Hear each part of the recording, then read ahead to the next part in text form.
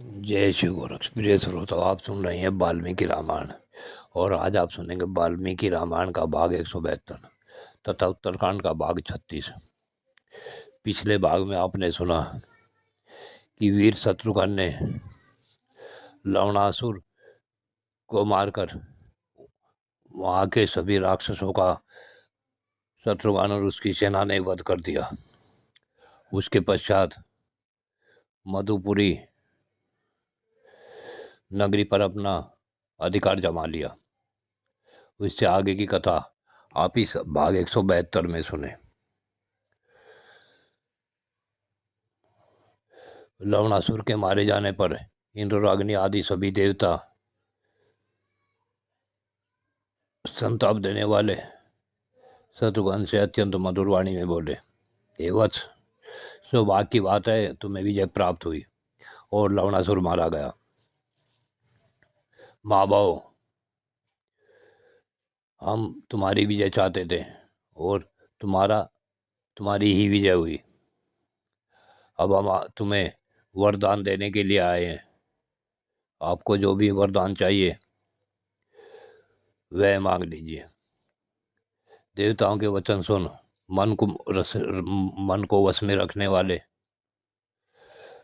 शत्रुघ्न मस्तक झुकाकर इस प्रकार बोले, देवताओं, यह है देव निर्मित रमणीय मधुपुरी शीघ्र ही मनोहर राजधानी के रूप में बन जाए। यही मेरे लिए सबसे श्रेष्ठ वर है। सब देवताओं ने उस शत्रुघ्न से प्रसन्न होकर कहा, बहुत अच्छा, ऐसा ही है। यह रमणीयपुरी निसंदेह सूरवीरों की सेना से संपन्न हो जाएगी। शत्रुघ्न जी का आदेश पाकर वह सेना शीघ्र चली आई।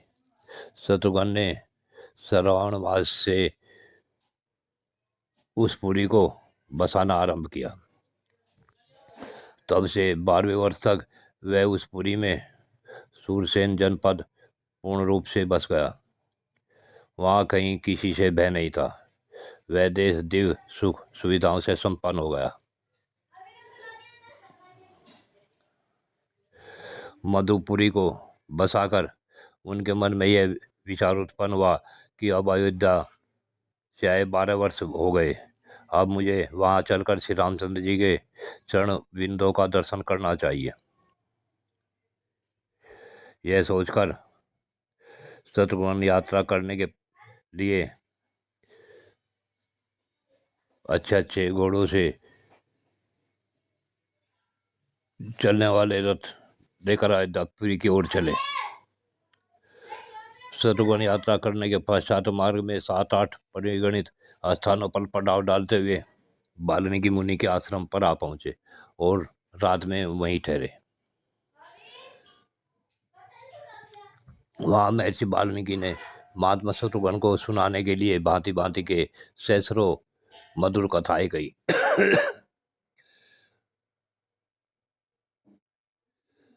उसके पश्चात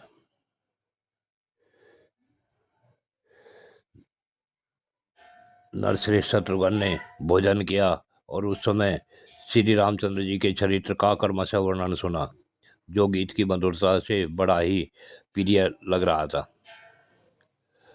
उस बेला में उन्हें जो रामचरित्र सुनने को मिला वह पहले ही क्रमबद्ध कर दिया गया था। यह काव्यगान वीणा की लय के साथ हो रहा था।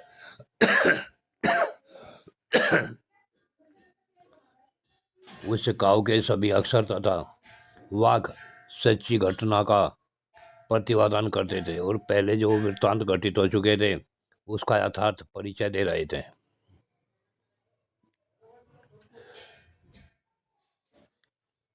राजा शत्रुघ्न के जो साथी थे वे भी उस गीत सम्मति को सुनकर दीन और नतमस्तक हो बोले, यह तो बड़े आश्चर्य की बात है। शत्रुघ्न को जो सैनिक वहाँ मौजूद थे वे परस्पर कहने लगे, यह क्या बात है, हम लोग कहाँ हैं? जिन बातों को हम पहले देख चुके हैं उन्हीं को इस आश्रम पर जो कि तुम सुन रहे हैं। नरश्रेष्ठ, आप इस विषय में मुनिवर वाल्मीकि जी से भली बातें पूछे। शत्रुघ्न ने कौतूहल से भरे हुए जब उन सब सैनिकों से कहा, मुनि के इस आश्रम में ऐसी अनेक आश्चर्यजनक घटनाएं होती रहती हैं, उनके विषय में उनसे कुछ पूछताछ करना हमारे लिए उचित नहीं है। कौतूहलवश महामुनि वाल्मीकि से इन बातों के विषय में बता जानना पूछना उचित नहीं होगा। अपने सैनिकों से ऐसा कहकर रघुकुल नंदन शत्रुघ्न महर्षि को प्रणाम करके अपने खेमे में चले गए।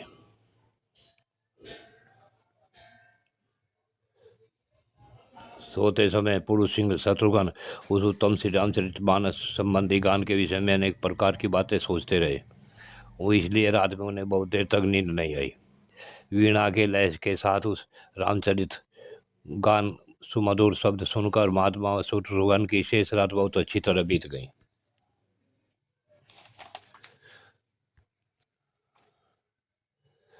प्रातःकाल नित्यक्रम करके शत्रुघ्न ने हाथ जोड़कर मुनिवर वाल्मीकि से कहा, भगवान, अब मैं रघुकुल नंदन श्री रामचंद्र जी के दर्शन करना चाहता हूँ। अतः यदि आपकी आज्ञा हो तो कठोर व्रत का पालन करने वाले इन साथियों के साथ मेरी अयोध्या जाने की इच्छा है। इस तरह की बात कहते हुए शत्रुघ्न को वाल्मीकि ने हृदय से लगा लिया और जाने की आज्ञा दे दी।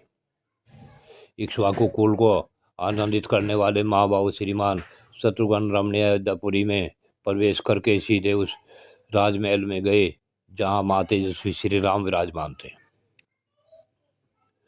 महाराज, भगवान श्री राम मंत्रियों के मध्य भाग में विराजमान थे। शत्रुघ्न ने अपने तेज से प्रज्वलित होने वाले सत्य पराक्रमी महात्मा श्री राम को देखा, प्रणाम किया और हाथ जोड़कर कहा, महाराज, आपने मुझे जिस काम के लिए आज्ञा दी थी वह सब मैं कर आया हूँ। पापी लवण मारा गया और उनकी पुरी भी बस गई। रघुनंदन, आपका दर्शन किए बिना मैं 12 वर्ष तो किसी प्रकार बीत गए, किंतु नरेश्वर अब और अधिक समय तक आपसे दूर रहने का मुझ में साहस नहीं था।